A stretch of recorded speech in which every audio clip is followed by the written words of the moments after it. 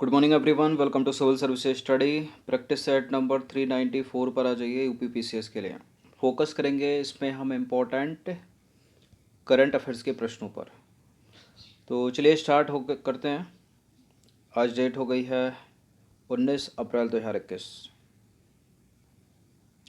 तो question number 1 पर आ जाइए। हाल ही में चर्चा में रही टेरोसोरस प्रजाति का संबंध निम्नलिखित में से किससे है? मत्स्य वर्ग से, पक्षी वर्ग से, कीट वर्ग से या फिर डायनासोर वर्ग से यानी सरीसृप से। हाल ही में चर्चा में रही है टेरोसारस प्रजाति, क्योंकि इसके चीन में जो है जीवाश्म देखे गए हैं। ठीक है, जीवाश्म की खोज की गई है इसके। ये है सरीसृप यानी डायनासोर वर्ग से संबंधित टेरोसारस। तो टेरोसारस प्रजाति सरीसृप वर्ग के अंतर्गत आती है, जो कि डायनासोर वर्ग से संबंधित है। देखिए, कीट सबसे पहले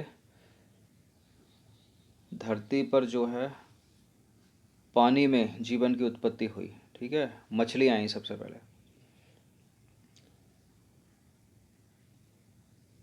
सबसे पहले आई मछलियाँ, और इसकी एक ट्रिक है, वो है परम, PARAM। मतलब फिशेज यानी मछली आई सबसे पहले, मत्स्य वर्ग आया, उसके बाद आया एम्फीबियन यानी उभयचर, जो पानी में भी चल सकते थे और ज़मीन पर भी चल सकते थे। उसके बाद आए रेप्टाइल, रेंगने वाले सरीसृप। ठीक है, उसके बाद आया एवीज यानी पक्षी वर्ग, और अंत में आए मैमल यानी स्तनधारी, 2 पैरों पर चलने वाले। ठीक है, 4 टांगों पर चलने वाले।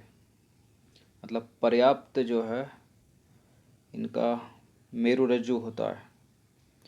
तो चलिए, तो देखिए, कीटों के बाद ये पहले ऐसे जानवर थे जो उड़ने में सक्षम हुए। कौन? ये सरीसृप, डायनासोर। इनकी विभिन्न प्रजातियां जो हैं आकार में अत्यंत बड़े तथा अत्यंत छोटे आकार की भी हो सकती हैं। बड़ी इतनी कि F-16 जेट विमान के बराबर, और छोटे इतने कि जो कागज़ का जहाज़ होता है ना, उसके आकार की। देखिए, इनकी उत्पत्ति जो है मीसोजोइक युग के सभी कालखंडों में, ठीक है, हुई थी। कौन कौन से कालखंड? ट्रायसिक, जुरासिक और क्रिटेशियस। कितने साल पहले? 252.2 मिलियन से लेकर 66 मिलियन वर्ष पूर्व तक। ठीक है, इम्पोर्टेंट क्यों है टेरोसारस? क्यों इम्पोर्टेंट है? क्योंकि चीन के लियोनिंग स्थित तिजो तियोजिशन संरचना में एक नई टेरोसारस प्रजाति के ऐसे जीवाश्म की खोज की गई है जो लगभग 160 मिलियन वर्ष पुराना है। प्रश्न यूपीएससी ये पूछ सकती है कि टेरोसारस प्रजाति किससे संबंधित है। ठीक है, और डेनोसोवन करके एक पूछा था 2-3 साल पहले, तो ये डायनासोर वर्ग से संबंधित है। चलिए क्वेश्चन नंबर 2 पर आ जाइए। आहार क्रांति मिशन से रिलेटेड 2 स्टेटमेंट है यहाँ पर, और बताना कि इनमें से कौन सा करेक्ट होगा। देखिए, आहार क्रांति मिशन भारत और विश्व में बहुतायत में भूख और बीमारियों की गंभीर समस्या का समाधान करने के लिए तैयार किया गया है। ठीक है, इस कार्यक्रम में शिक्षकों के प्रशिक्षण पर विशेष ध्यान दिया जाएगा, जो प्रशिक्षण के बाद अनेक छात्रों को इस कार्यक्रम का संदेश देंगे। आहार क्रांति मिशन करेक्ट है, दोनों के दोनों स्टेटमेंट। सी है इसका आंसर। तो देखिए, सरकार ने पोषण के विषय में जागरूकता फैलाने के लिए एक समर्पित मिशन आहार क्रांति मिशन शुरू किया है। इस मिशन को भारत और विश्व में बहुतायत में भूख और बीमारियों की गंभीर समस्या का समाधान करने के लिए तैयार किया गया है। इसकी विषय वस्तु जो है ऑनलाइन और ऑफलाइन दोनों माध्यमों में, अंग्रेजी में भी, हिंदी में भी और अन्य सभी मातृभाषाओं में उपलब्ध कराई जाएगी। क्वेश्चन नंबर 5 पर आ जाइए। प्रश्न किसी भी तरह घुमा फिरा कर पूछा जा सकता है। हाल ही में यानी 14 अप्रैल 2021 को बाबा साहब भीमराव अम्बेडकर की 130वीं जयंती मनाई गई। निम्नलिखित में से कौन सी पुस्तक उनके जीवन से संबंध नहीं रखती? ये भी पूछ सकता है कि कौन सी जयंती मनाई गई, 128वीं, 24वीं, 30वीं। तो 130वीं। तो कौन सी पुस्तक है जो उनके जीवन से संबंध नहीं रखती? जाति प्रथा का विनाश, हरिजन सेवक संघ, अछूते वे कौन थे और अछूते कैसे बन गए। अछूते वे कौन से, अछूते वे कौन थे और अछूत कैसे बन गए। हिंदू महिलाओं का उदय और पतन। बताइए, इनमें से कौन सी पुस्तक भीमराव अंबेडकर से संबंधित नहीं है? जाति प्रथा का विनाश है, हरिजन सेवक संघ नहीं है, महात्मा गांधी का संगठन है। तो अछूते वे कौन थे और अछूत कैसे बन गए, ये भी है। हिंदू महिलाओं का उदय और पतन, ये भी है। तो इसका आंसर क्या हो जाएगा, ऑप्शन नंबर बी। ठीक है। तो देखिए, डॉक्टर भीमराव अम्बेडकर एक समाज सुधारक, न्यायविद, अर्थशास्त्री, लेखक, बहुभाषाविद, ठीक है, यानी कई भाषाओं के जानकार, विद्वान और विभिन्न धर्मों के विचारक थे। डॉक्टर अम्बेडकर द्वारा प्रकाशित पुस्तकें निम्नलिखित हैं। जाति प्रथा का विनाश, बुद्ध या कार्ल मार्क्स, अछूत वे कौन थे, ठीक है, अछूत वे कौन थे और अछूत कैसे बन गए, छूते नहीं है, बुद्ध और उनके धम्म, और हिंदू महिलाओं का उदय और पतन। बाकी हरिजन सेवक संघ जो संगठन है उसके फाउंडर थे महात्मा गांधी। क्वेश्चन नंबर 6 पर आ जाइए। हाल ही में Aryabhatta research institute of observational sciences के वैज्ञानिकों ने या खगोलविदों ने एक नई आकाशगंगा का पता लगाया। इसका नाम क्या है बताइए। Devayani, Nandini, narrow line Seyfert 1, narrow line Seyfert 2। देखिए, अगर नैरो लाइन सीफर्ट पहली है तो 2 तो वैसे ही नहीं हो सकता, पहले के ज़्यादा चांस है। नंदिनी नाम नहीं है, देवयानी भी नहीं है, यही है narrow line Seyfert 1, option number 2 मतलब बी। तो हाल ही में Aryabhatta research institute of observational sciences, ठीक है, कि खगोलविदों ने एक नई नैरो लाइन सीफर्ट 1 नामक एक्टिव गैलेक्सी यानी सक्रिय आकाशगंगा का पता लगाया है। इसकी पहचान सुदूर गामा रे उत्सर्जक आकाशगंगा के रूप में की गई है। इम्पोर्टेंट क्या है इसका नाम, नैरो लाइन सीफर्ट 1 एक सक्रिय आकाशगंगा है। क्वेश्चन नंबर 7 पर आ जाइए। हाल ही में एक प्राइवेट सिक्योरिटी गार्ड के द्वारा 4.04 करोड़ रुपए, ठीक है, लूटे जाने के कारण निम्नलिखित में से कौन सी बैंक सुर्खियों में रही। किससे लूटे हैं, आईसीआईसीआई बैंक नहीं है, एसबीआई नहीं है, एचडीएफसी नहीं है, एक्सिस से लूटे गए हैं। तो देखिए, चंडीगढ़ में एक्सिस बैंक की करेंसी चेस्ट से एक प्राइवेट सिक्योरिटी गार्ड ने 4.04 करोड़ रुपए लूट लिए, ठीक है। इसके चलते करेंसी चेस्ट सुर्खियों में आ गया है। एक्सिस बैंक भारत और निजी कॉरपोरेट बैंकिंग के लिए वित्त सेवाओं की पेशकश करने वाली तीसरी सबसे बड़ी निजी बैंक, ठीक है, निजी क्षेत्र की बैंक है। अब करेंसी चेस्ट क्या है, करेंसी चेस्ट एक स्थान है जहां पर पैसा इकट्ठा होता है, ठीक है, और वो पैसा बैंकों में जाता है और कहाँ जाता है, एटीएम में जाता है। तो देखिए, करेंसी चेस्ट की बात करें तो है क्या करेंसी चेस्ट, करेंसी चेस्ट ऐसी जगह हैं जहां भारतीय रिजर्व बैंक यानी आरबीआई बैंकों और एटीएम के लिए भेजे जाने वाले पैसों को रखती है, ठीक है। करेंसी चेस्ट विभिन्न बैंकों में भी स्थित हो सकते हैं और भारतीय रिजर्व बैंक द्वारा प्रशासित होते हैं। तो इसी से लूट लिए। चलिए क्वेश्चन नंबर 8 पर आ जाइए। हाल ही में संयुक्त अरब अमीरात ने अपने अंतरिक्ष कार्यक्रम के लिए अगले 2 अंतरिक्ष यात्रियों के नामों की घोषणा की है। उनमें से एक महिला है, ठीक है।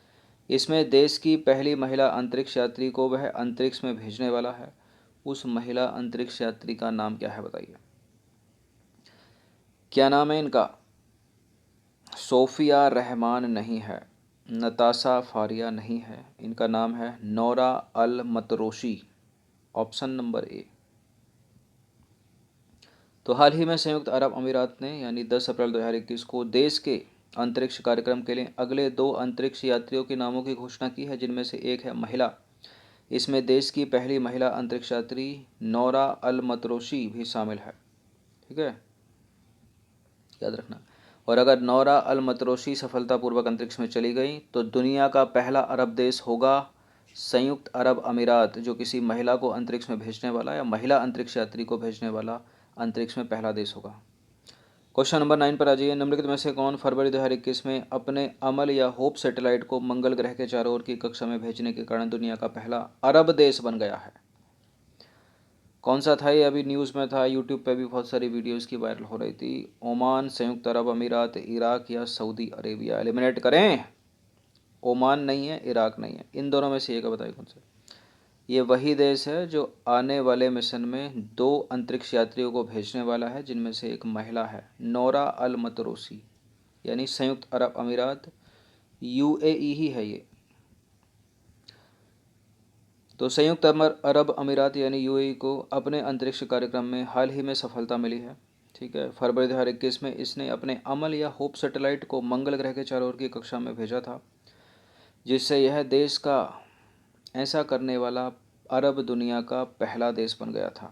ठीक है, देखिए वर्ष 2024 में इसने एक और घोषणा की है, यूएई ने, संयुक्त अरब अमीरात ने चंद्रमा पर एक मानव रहित अंतरिक्ष यान भेजने की उम्मीद जताई है 2024 में। ठीक है, यानी 3 साल में आने वाले। और इस देश ने वर्ष 2117 तक मंगल ग्रह पर मानव कॉलोनी बनाने के महत्वाकांक्षी लक्ष्य को भी निर्धारित किया है। ठीक है, ये तो चलो बनता है, लेकिन ये कुछ ज़्यादा ही लंबा समय नहीं है, लगभग 100 साल बाद की बात अभी कर रहे हैं ये। चलिए कोई नहीं, जैसी देश की हालात है पता नहीं 100 साल बाद क्या होगा, जैसी दुनिया की हालात है कोविड के चक्कर में।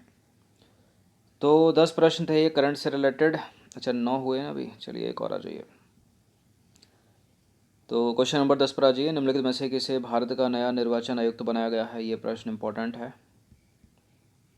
क्या नाम है इनका? यही है भारत के नए निर्वाचन आयुक्त। देखिए अभी तक तो सुनील अरोड़ा थे, ठीक है, लेकिन इनका स्थान लिया है सुशील चंद्रा ने। ऑप्शन नंबर ए है इसका आंसर। और ये भारत के 48वें चीफ जस्टिस ऑफ इंडिया हैं एन.वी. रमना, जिन्होंने शरद अरविंद बोबड़े का स्थान लिया है, वो 47वें थे।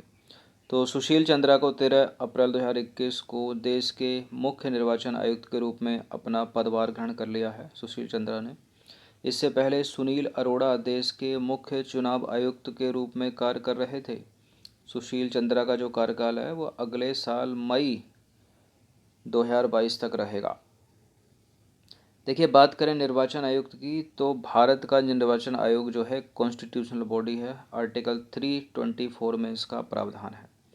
तो भारत निर्वाचन आयोग में एक होता है मुख्य चुनाव आयुक्त जो बने हैं सुशील चंद्रा, और इसके अतिरिक्त होते हैं 2 अन्य चुनाव आयुक्त या 2 चुनाव आयुक्त होते हैं। ठीक है, तो एक मुख्य चुनाव आयुक्त हो गया, 2 अन्य चुनाव आयुक्त हो गए। सुशील चंद्रा को लोकसभा चुनाव से पहले फरवरी 2014 में चुनाव आयुक्त के रूप में नियुक्ति मिली थी, यानी ये जो 2 अन्य हैं ना, इनके रूप में थे। अब परंपरा क्या है, जैसे सीजीआई वाली परंपरा है ना, मतलब सर्वोच्च न्यायालय का मुख्य न्यायाधीश वरिष्ठतम होता है, ऐसे इसमें भी अधिकतर ये होता है कि 2 जो अन्य चुनाव आयुक्त होते हैं ना, उन्हीं को आगे चलकर मुख्य चुनाव आयुक्त बना दिया जाता है, क्योंकि 3-4 साल से सबको समझ रहे होते हैं ये, ठीक है, कैसे काम करना है। तो देखिए आमतौर पर निर्वाचन आयोग में सबसे वरिष्ठ आयुक्त को मुख्य चुनाव आयुक्त के रूप में नियुक्त किए जाने की परंपरा है। सुशील चंद्रा की नियुक्ति भी इसी परंपरा के अनुरूप की गई है। निर्वाचन आयोग में कार्यभार संभालने से पहले सुशील चंद्रा केंद्रीय प्रत्यक्ष कर बोर्ड के अध्यक्ष भी रह चुके हैं। ठीक है, और पूर्व ये आईआरएस ऑफिसर हैं, मतलब भारतीय राजस्व सेवा में रह चुके हैं, यूपीएससी से ही क्वालिफाइड होंगे। तो 10 प्रश्न थे इंपॉर्टेंट, इनकी प्रैक्टिस एक बार कर लीजिएगा। ठीक है, बाकी इस टेस्ट सीरीज़ की प्लेलिस्ट बना रखी है हमने, वहाँ पर आप टेस्ट नंबर 1 से लेकर 394 तक पहुँच सकते हो, और डिस्क्रिप्शन बॉक्स में उसका लिंक है। देखिए कोई भी टेस्ट अपलोड होता है उसको इग्नोर ना करें, एक बार तो देख ही लेना कौन सा प्रश्न कब किस पेपर में फंस जाए। ठीक है, क्योंकि ये तो करंट अफेयर्स है, ये तो स्टेट पीसीएस में भी आएगी, ये तो बैंक में भी आएगी, ये तो एसएससी में भी आएगी, ये तो यूपीएससी में भी आएगी।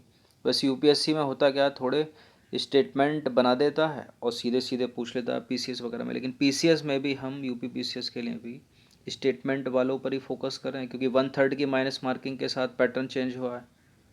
ठीक है, तो इसमें भी 150 प्रश्नों में से कम 30-40 प्रश्न स्टेटमेंट वाले आते हैं।